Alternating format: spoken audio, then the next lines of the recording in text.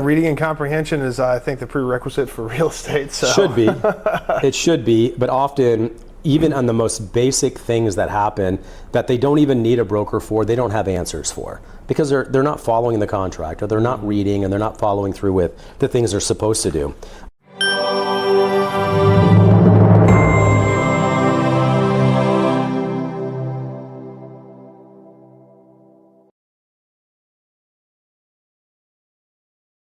Hey everyone, Shaune Corbett, Real Estate Success, DFW with Shaune Corbett. I have a special guest today. I've got Mike Dennis. Hey Mike, how are you? What's going on, man?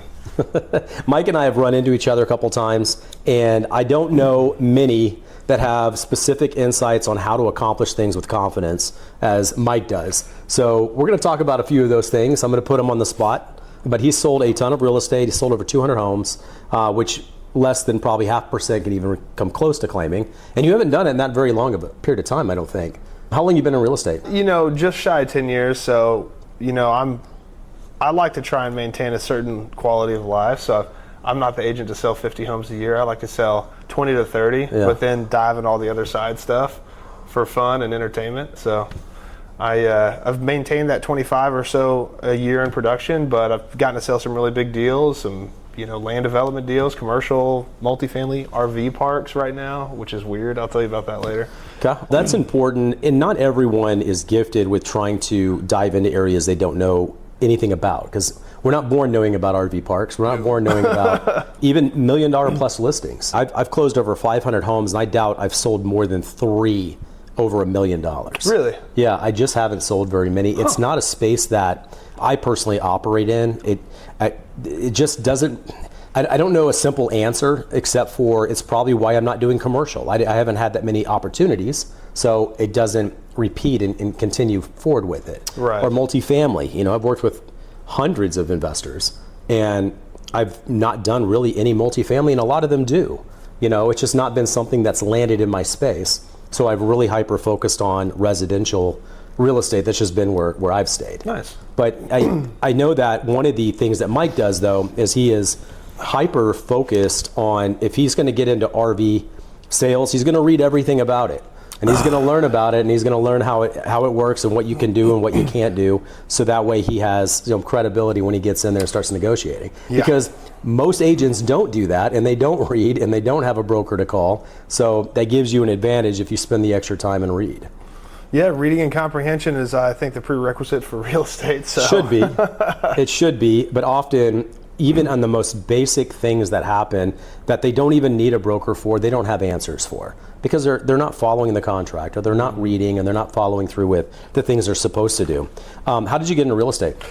Did I tell you the story? I don't think so. Oh, yeah, okay. So I had been in some type of sales role or working in restaurants for a long time in my 20s, because I was going to school and paying for it out of pocket, not taking student loans, doing the finance thing. My now wife, then girlfriend, was in accounting, working at some big firms. And I was just really trying to follow a path that would, at least match her success, right? Because she was in professional corporate America at the time, and I'm still trying to figure it out in a sense. Yeah. Well, I had this buddy of mine that I used to play gigs with. I played lead guitar, I still play now, and I would go and play these random, bar gigs with him from time to time for fun, and he always had enough money to kind of fund his passion, which was music. And I remember one time he had moved to Grapevine finally, and I went over to pick him up for lunch one day, and I called him and he said, "Hey, I've got to wrap up some paperwork. Can you come inside and hang out for a sec while I finish this up?" So I was like, cool. So I went inside, went up to his home office, sat down next to his desk. He's got some paperwork on his desk, and then I'm sitting there looking, and in front of me on the edge of the desk, there's this commission check, and I kind of lean over, and it's for $5,700. And this is in 2015. Yeah. And at the time, that was, it was a lot of money in my eyes at the time. And so I said, "What do you do again?" He said, "Well, I'm a real estate agent." I'm like, "A what?" And this is what's so comical, is that I had just gotten out of selling home remodeling for a living. I used to sell floors, kitchen remodels, bathroom remodels, solar panel systems, solar hot water heaters, right? All this kind of stuff. But it never occurred to me that you could just sell the whole house. I don't know why. I think I had tunnel vision on, just trying to get to where I wanted to go, and I had my peripherals closed off. So once he explained to me what real estate agents did, what a realtor did, and I realized that the potential for income was a lot greater. The autonomy that came with it was pretty nice.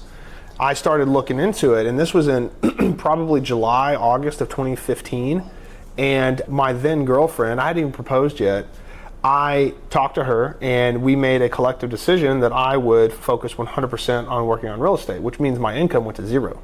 So I had myself sugar mama there for a minute. Mm-hmm. She was paying for everything, and I worked with this guy basically for free for probably 4 months before I got paid anything. Now, I would take side jobs here and there to make some money in other endeavors that I could go muster up at the time, but the very first deal I ever worked on with him was his family's farm over in Colleyville. It was 25 and a half acres, McDonwell and Westcote, that intersection right there. There's a roundabout there now that used to not be there. And it was a $6.5 million listing, and it was land. And so the very first people I ever interacted with in real estate were custom home builders and land developers. And so I ended up having to read a bunch about this at the time to try and figure it out, because he was just kind of, to your point, he wasn't reading and learning what he could about selling that type of property. It was his family's property that he automatically got the listing for, so he kind of took it as for granted. So we were in a bad contract with a builder that we were able to get out of. We ended up selling it to the neighbor, who now has a 62-acre property that's an estate. Now, they've been trying to sell it, but Colleyville has been shutting down the development for years now. That's a whole other story. And he got to double side that deal, and also had an inheritance that he got out of it too. So over and all, he collected just shy of $600,000 on the sale. Well, mind you, I've been working for free for 4 months. Now, as an unlicensed assistant at the time, you can't take a commission on the sale of real property. Sure. So we had previously agreed that I would make $250 a week plus $500 a closing, working with him as an unlicensed assistant. It's been 4 months, so I'm thinking, okay, I'm not going to get some big cut here, but I'm hoping, okay, maybe $8,000 to $10,000, get me caught up on some bills, have a few extra $1,000 to put in the bank. Great. It takes like 3 weeks for this check to clear, right? Because this guy is just right teetering on poverty at the time, waiting for this one big check to come in. He calls me. That would be a life-changing check when you have nothing in the bank. When you have nothing, sure. Right, exactly. So he calls me and he says, hey, Mike, man, I got something for you. Come over to the house. Let's go get lunch, right? Let's go get some beers. And I'm like thinking, sweet, okay, it cleared. He's going to cut me a check for a little bit. And I went over there, and guess how much the check was that he handed me? What? Just guess. $5,000. $5,700. No, $1,500. Oh. So that was my introduction into real estate, and that was the beginning of the end, me working with him, but I still will always thank him for opening my eyes to the possibility of what real estate could bring to you. Sure. That interaction, though, left me, a little perturbed, right? Sure. So I think maybe you put a little bit more energy into the way you do things, and managing it and knowing everything, and not relying on others. But I do want to make sure we cover one particular lesson. Most people, if I wanted to get into commercial, I have plenty of avenues to get in. Sure. And one tip is that getting into a space that you're uncomfortable with or don't know about, most agents aren't willing to give up the commission to take the opportunity to learn it. Now, you don't have to give up as much as you did, but you weren't licensed. So you have... That's true. You've got some adjustments there. But I think even in commercial, if you could give them, if you brought in the opportunity, say, hey, I'll give you half. Just tell me what to do, or some large split. It's worth it because they're going to load you up with the things you need to do to be able to duplicate and do it again. Right. And everyone always, they don't think of it that way. They want to keep as much of that opportunity and keep all of it. And they only see it as one transaction. Why can't you see it as that same transaction 5 more times this year? And they never see it that way. And to your point, and to finish the lesson I learned, the very first lesson I learned in real estate, always get it in writing. Yeah. Because the whole time he kept saying, I'll take care of you, I'll take care of you, right? Now, to your point, though, what you're talking about is a scarcity mindset versus an abundance mindset, right? Now, I was at Keller Williams for 8 years, and I'll give them some credit here in the South Lake office. They talked about that a lot. I have an abundance mindset, not a scarcity mindset, because to your point, sometimes you're in the middle of a deal, and if you throw a little bit of commission in the hat, you can bridge the gap between maybe a seller and a buyer, or another agent that's being stubborn and just gets to that point where they don't want to negotiate anymore. Sure. I've been in situations where, there's $40,000 or $50,000 commission on the table, and we're $5,000 apart, or there's a $5,000 repair, or one time, I missed. My seller didn't tell me that he still owned the minerals on this place that we were selling in Grapevine, and it's a 1/4 acre lot. I mean, who owns the mineral rights on a 1/4 acre lot? It's very rare. And he wanted $5,000 for it. Well, in that particular case, I was getting both sides of the deal because the buyer was underrepresented. Oh. So I said, I'll just pay for it. So we were able to close. That $5,000 netted me $25,000, right? Maybe it's deviant, but since you bought them, did you get to keep the mineral rights? Me? No. No, I paid for them. I'm sure that's probably, what is it, self-serving. But I got to buy them, I'll buy them, and I'll keep them. Well, yeah. Well, it was that the buyer wanted them. The seller didn't want to sell them. Right. He never told me about it. Right. So. Well, because it conveys. Part of title insurance is they convey anything that's available. They don't research it. They don't determine if he even has them. But every single right is automatically conveyed unless it's not. Expressly reserved. And you didn't exclude the mineral rights, so it didn't get. Yeah. No, I get you. Yeah. It was. You said you played bass. I wanted to ask you something. Well, lead guitar is my main instrument. I do play bass as well, but it's like you kind of look a little bit like Billy Corgan. No, I don't. I'm significantly better looking than he is. And I'm tall. I'm a foot taller than that guy. I got you. It's me. You say it. I started thinking about. Maybe I'll throw that one in. Oh man, I actually was never a Smashing Pumpkins fan. Oddly enough, some of their stuff was okay, but his voice never really resonated with me. I was more of a Chris Cornell, Lane Staley kind of fan. Yeah, I loved Chris Cornell, but singing at that high level is really challenging. Yeah, I took vocal lessons for a few years, and I actually got my range up there. But let me tell you something. Being able to do that, it's like working a muscle. It's super hard, and I think everybody can learn to sing, but that level is, the first time you hit a note there and then you try and do it again and you don't, you're like, oh, okay, yeah, can't, no, done. Some of those things just aren't really that duplicatable. No. It's sustainable. No, yeah, it's wild. All right, we gotta go back to real estate. You're good, yeah. So I know that, so you did work at Keller Williams. I wanted to talk about abundance for scarcity. One of the problems that you run into, and I know that Keller Williams has, and some of the other, even Coldwell Banker and Remax and a lot of the older school brands where they would have a local office, all the agents would work out of that office.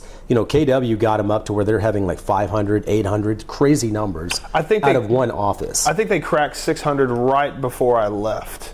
Was the highest that they had ever done. That's a lot in one zip code. Mm-hmm. And what happens is now no one wants to collaborate because everyone's your competition in your own zip code. It's what it will create. It creates this, and then no one shares anything. I think what happens is if I share you a tip on how to take over a neighborhood, there's a good chance you're going to try to take my neighborhood. And so there's not a reason for me to share. Now, you may not think this way, but this is the way agents think, and that's why I am working to counter culture that, where I share everything. Because I know that if I could teach you everything, one, you're probably not going to do it like you and I talked about offline. Unfortunately, we'll share a lot of really good tips on how to build your business, but most people aren't going to actually do them. But the other side is you can't be me and I can't be you. No matter what, if you show me everything you're doing, we're never going to be each other. So it's okay to collaborate. It's okay to share things that this is what worked for me, and you're probably not going to do it, but maybe it opens a door that you would do, that fits within maybe the way you do things. So I know you taught a class on, and you haven't taught very many classes, and I think you probably could, in open houses. Yeah. So you built, I think initially you were talking about how you built a lot of your business doing open houses. Yeah, I mean, the very first, that guy I was telling you about that got me into real estate, one of his things he liked to do was door knock, and I tried that for a minute. There's a neighborhood over off 170 in North Fort Worth called Vista Greens that we just wore out. I know it well. And it was a newer subdivision probably when you started, or at least probably early 2000s is when Yeah, it was, and he had been working it for a long time, and at one time he had 10, 11 listings in that one neighborhood. So, he had gotten a lot of business in there, and he wanted to keep trying to farm that neighborhood. Well, I didn't like door knocking because... Who likes door knocking? That's probably not a tall word. I got to tell you, they're so defensive when they open the door. And nowadays, after the COVID era, I think it's even more risky to door knock, in my opinion. So I don't recommend it. If people want to do it, that's more power to you. I'm a phone call guy, kind of agent now, and I've gotten really comfortable with cold call lead gen. But open houses were the first available thing I could do as an agent that were free to me, besides the gas to get there and the gas to come home. And it brought in warm bodies that were already looking at real estate, and my job was to become or show that I was a competent agent, right? You want to be able to talk intelligently about the house you're in, the neighborhood you're in, and the city. And then also, if they immediately say that this isn't the house for them, maybe you already have reviewed the market area and have a couple of recommendations and ask them, hey, do you see this one over on blah, blah, blah street? Or, or Beverly Drive. And they say, well, we didn't see that one. And then you can describe the house to them, and all of a sudden, you're a market expert. And that's kind of what I focused on, is that exact thing. And so I studied MLS inventory like it was my degree I was getting for a long time. And I still do it. I'll comb through every single listing in an entire city, from the lowest priced home all the way up to the highest priced home. I'll look at every single expired that's expired over the last 6 months. And I'll look through the descriptions, the photos, the pricing history. I do that all the time still now. It's just kind of like a nervous tick for me, but it allows me to have inventory in my mind all the time when I'm talking to somebody.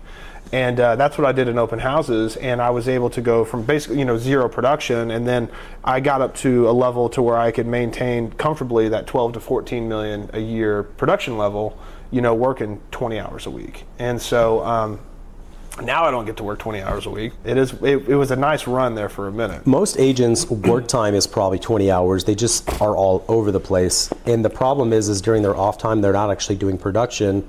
Their mind is still drifting in it.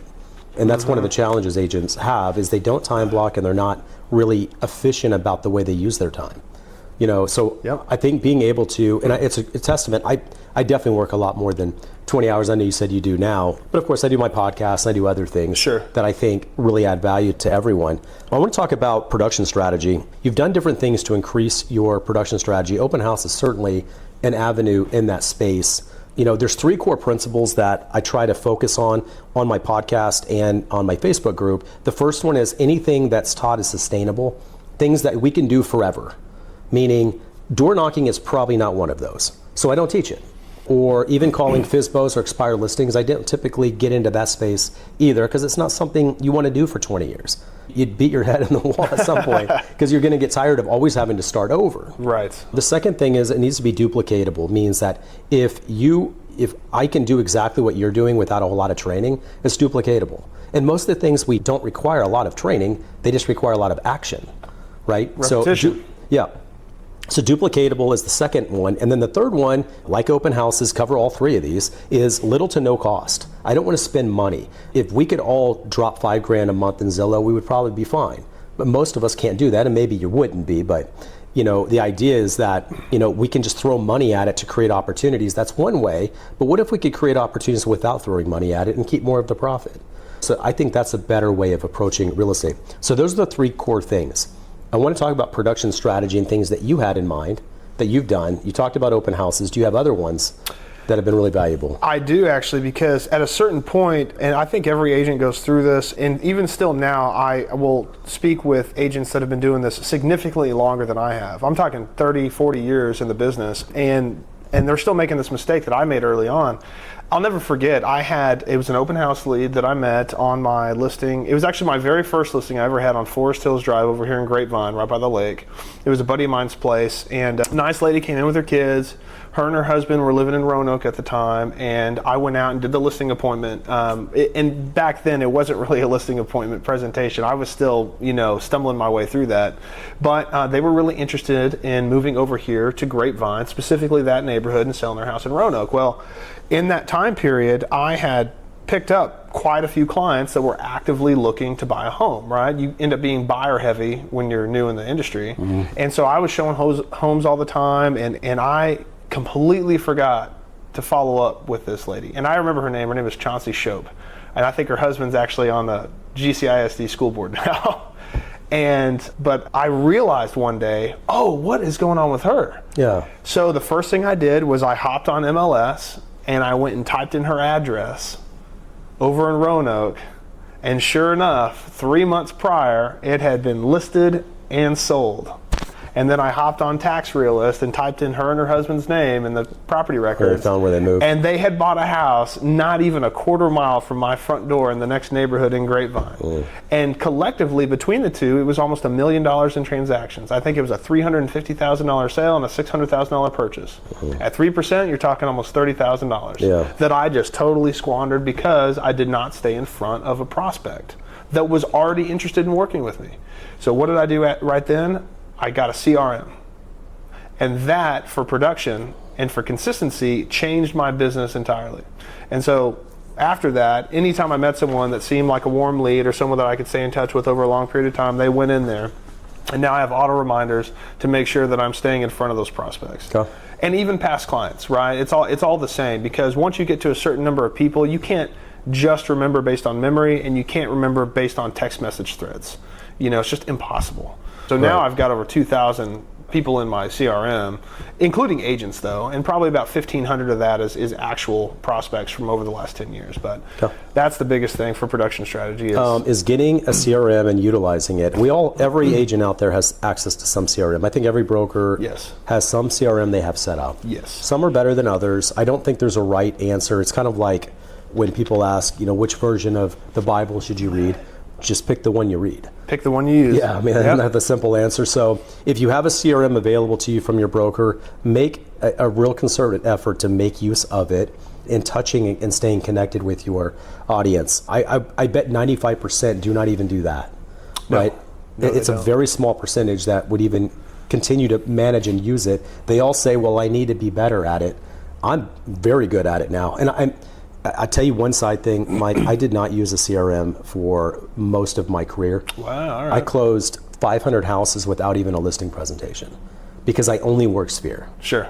And my Sphere was so good to me, even without staying in front of them really well, I've been able to build a business. But I realized that about 3 years ago, when it was real easy, about 4 years ago it was real easy, and then the year after it started declining really fast. Yeah. That's the point I realized, why are people that I know, like, and trust not calling me? Because I wasn't staying in front of them. Yep. So I had to reinvent everything. I read books on how to do it. I did a bunch of different things. And then I realized the importance of the CRM, because to me, CRMs is a cold converting to warm magnet opportunity. That's what it does. And once they're warm, I don't need it. So that's the way I used to think. But if you don't ever have cold leads, why do I need one? You're going to close people that you didn't have a relationship with prior. You will. Well, then how are you going to stay in contact with them? Because they're not a relationship prior. They're going to forget you. So I got really conservative about going into it. So right now we're using Lofty. Before I used KV Core.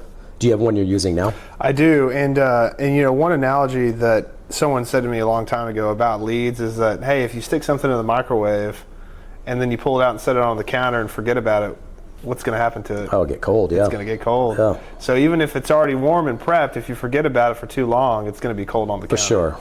So even your own friends forget about you. Yeah. So I don't work with friends or family anymore, period. I'll give you one simple thing. Every agent will not believe this, but you will not get rich on friends and family. Let's start with that. Yes. And then the second thing is, when you get after about 2 or 3 years in the business, they don't think of you or maybe not even want to work with you. But your first couple of deals, it's a friend. Happens to everyone. They all get into this. Yeah. It becomes easy conversions. Oh, I want to help you out. I want to help you be successful. I want to be one of your first clients. Yep. I want to be your starting point. But once you get about 2 or 3 years in and you've made it, you cross over some either law of familiarity where you know them too well, or they don't want you to know certain things about them. Oh yeah. Or you don't tell them that you're in real estate because you're friends with them and you know them and you see them all the time, and then you're not top of mind for them. Yep. There's all these weird things that happen, and then you get your feelings hurt. You got to let go of, you're not going to get rich on friends and family, so let it go and they use somebody else. Absolutely. I can't even count the number of people that that actually had reached out to me because I was staying in front of them via different, social media and other things. Yeah. Said, we want you to work with us, and then when push came to shove, as soon as the transaction was going to happen, it was somebody else. Yeah. I mean, I'm talking about down to the wire too. Yeah. So it does happen frequently. So for sure. Now I will put a caveat on that though.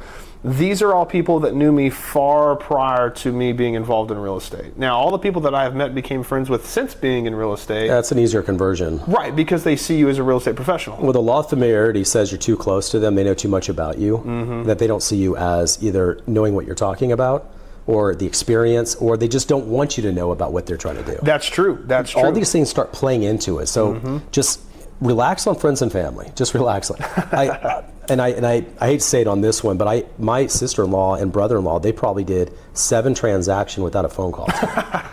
And I'm not kidding. When they needed their taxes lowered. My dad did the same thing to me. When they needed their taxes lowered on the property, hey, how do we fix this? Yeah. And I take care of them. Not a problem. Hey, will you review this contract? We're not sure our agent knows what they're doing. Yeah. I've gotten that phone call.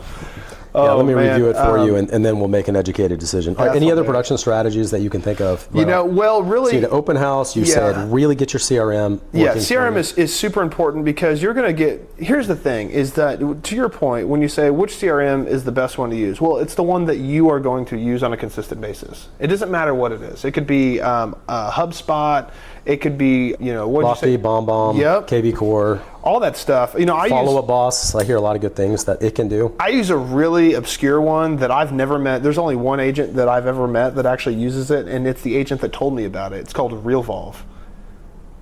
Gina Carter over at Old Republic in Colleyville, who used to be a KW agent here in Southlake, told me about this CRM. Now, it's extremely intuitive, it's extremely customizable, and there is a learning curve. I have a 6-month learning curve on this thing, but I can build from scratch my own marketing campaigns and my own follow-up campaigns like it's nobody's business. It's super easy once you know what you're doing, but there is a big learning curve. Yeah. It's relatively inexpensive. I pay, I think, like $900 a year for it, but it does everything. Like even sitting here now, I had an automatic text go out to my sphere this morning, or to my past clients and prospect list, just talking about the week that we're moving into after the time change, right? Yeah. And that's going all the time. So I have a lot of different drips that I touch people with throughout the year, and people that I haven't talked to in 5-6 years, except through those auto follow-ups, reach out to me about real estate transactions. Yep. Just had a guy that I met in a listing of mine in 2018 over here in Gravon on Turtle Dove that was the most bizarre custom built house I'd ever sold. I didn't think I was going to be able to sell it, to be honest with you.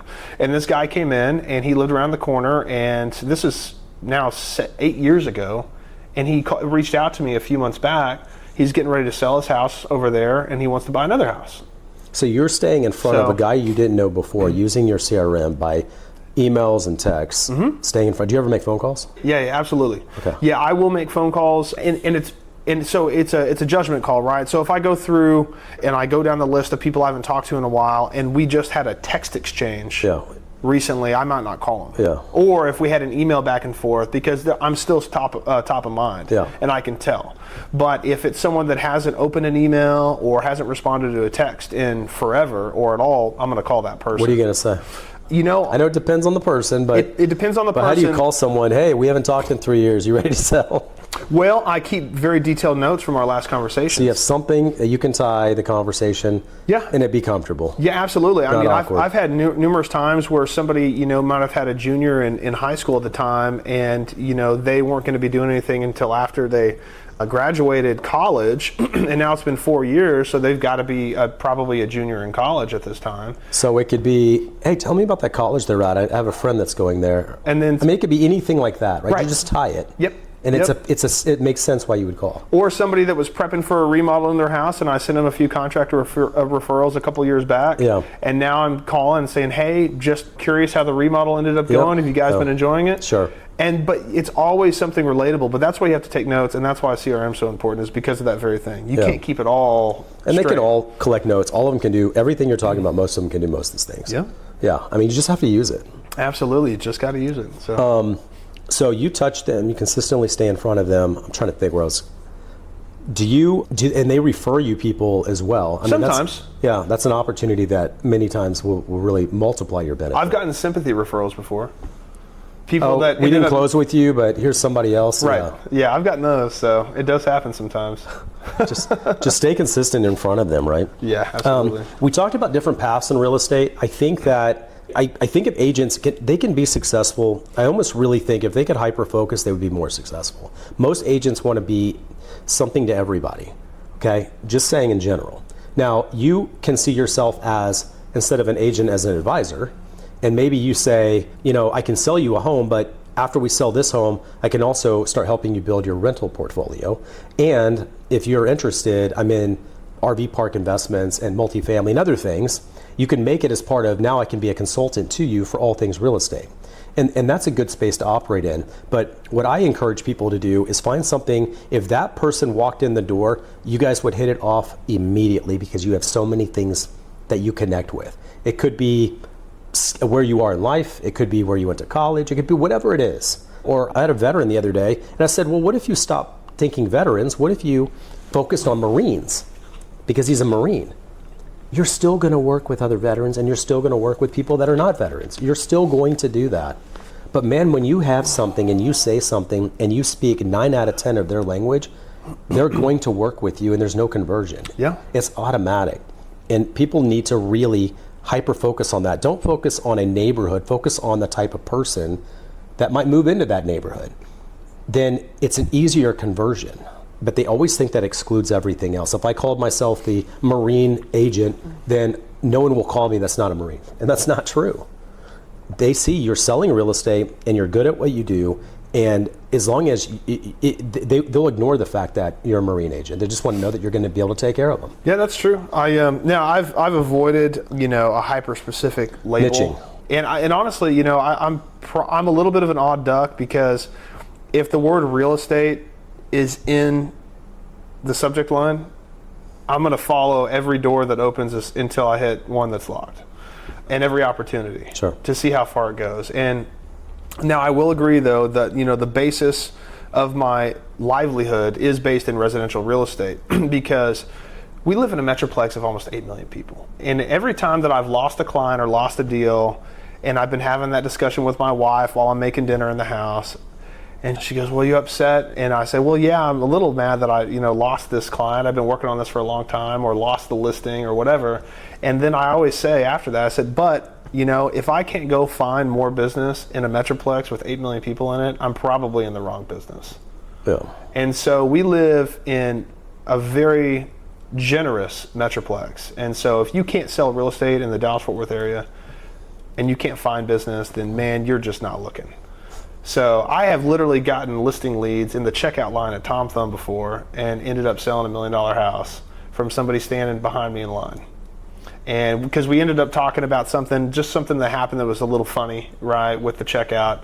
Him talking about me paying for his stuff, and it was an older guy, and we ended up talking. He asked me what I did for a living, and when I told him real estate, he goes, no way, well, we're thinking about selling our house. Do you have a card on you? Handed him a card. That afternoon, him and his wife called me and wanted me to come out the next day.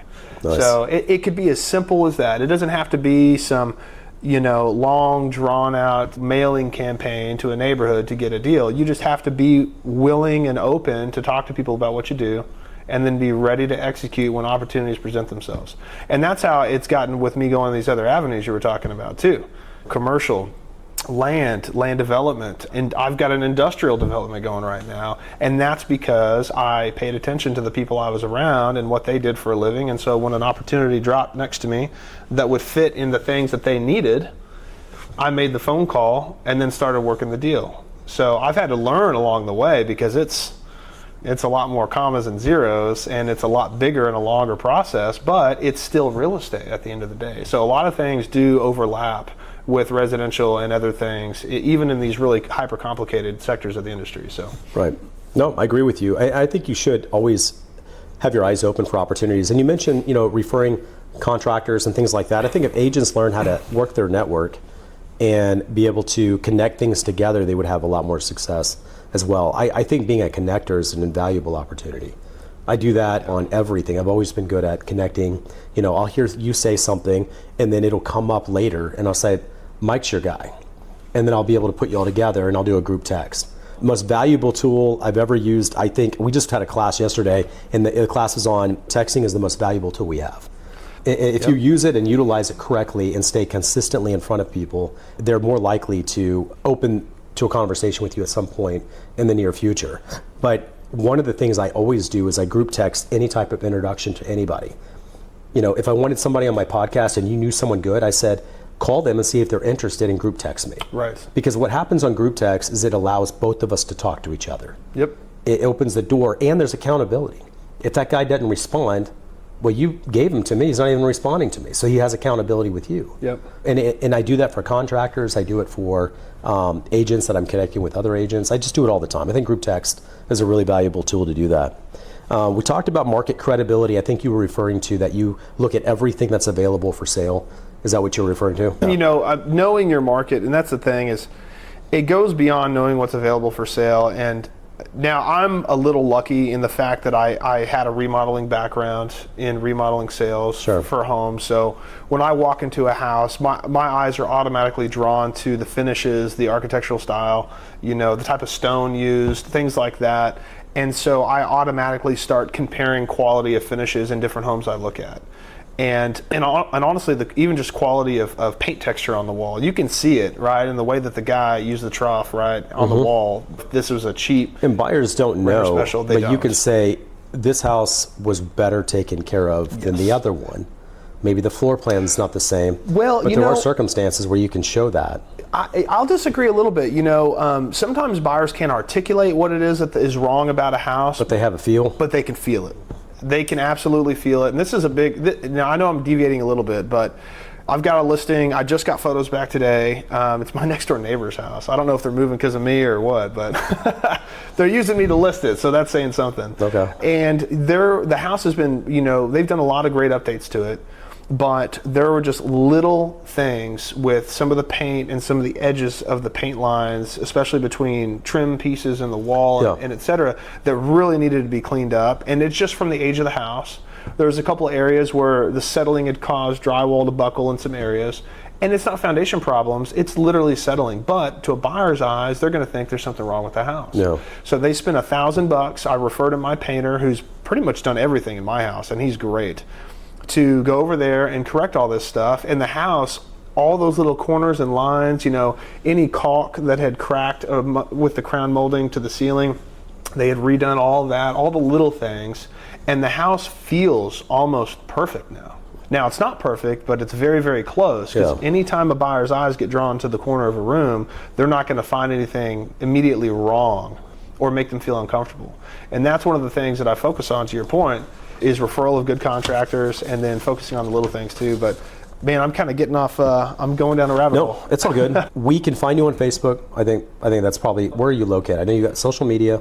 What do you have? You got Facebook? Yeah, I use my personal Facebook more than anything, but it's private, so I don't accept friend requests from people I haven't met in person. Okay. So if you had sent me a friend request before I had met you in person, I wouldn't have accepted it. And I need to use my realtor page more. I'm really, really terrible about that. I guess I don't know why. I haven't been consistent with it on social media. That's one area that I need to be a little bit better. But I guess it's probably because I prefer the in-person interaction, and that's the majority of my business, is either face-to-face or on the phone. Sure. So, but yeah, I'm on there. I do post as often as I can on my Facebook realtor page and my Facebook Instagram, or my Instagram realtor page. And I've been starting to do more property videos, by the way, so I'm getting better there. I'm lucky that my photographer has started doing awesome property videos, so they're really easy to upload. It doesn't take a lot of gray matter to make it happen. So it's all good. So Mike Dennis, the secret agent that nobody knows about because he doesn't post enough. He has been fantastic. If you want to know more about Mike, we'll have more information in the bottom of the video. If you liked this video and you want to see more podcasts, please subscribe to my YouTube channel. And until next week, have a high performance week. That wraps up another episode of Real Estate Success DFW. I hope you're leaving with new insights that push your real estate career forward. If you enjoyed the show, please be sure to subscribe, leave a review, or share it with fellow agents who's ready to succeed. And if you're interested in working together or have any questions, I'd love to hear from you. Reach out to me directly. My personal phone is 214-228-0383. Let's connect and make real estate success happen together. Until next time, keep pushing forward. I'm Shaune Corbett, and this is the Real Estate Success DFW. Have a high performance week.